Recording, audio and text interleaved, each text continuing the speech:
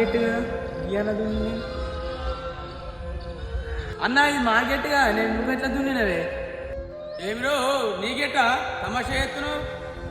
అన్న ఈ గెట్టు మాదిగా నేను మాట్లాడు దున్నిని కానీ నేను మొన్నటిదాకా ఏమిరో తమాషా ఎత్తున్నావా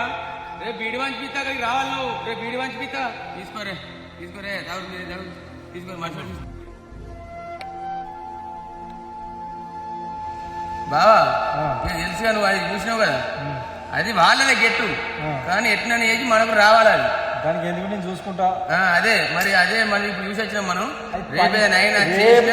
చూసుకుంటా నీకు ఎందుకు చూసుకోవాలి అది ఆంధ్ర కావచ్చు మనకు సంబంధం కానీ మనకు మాత్రం అది రావాలి దగ్గర తీయాలి మీరు అందరు కలిసి రేపు నేను చూసుకుంటా దాని పంచాయతీ సరే ఓకే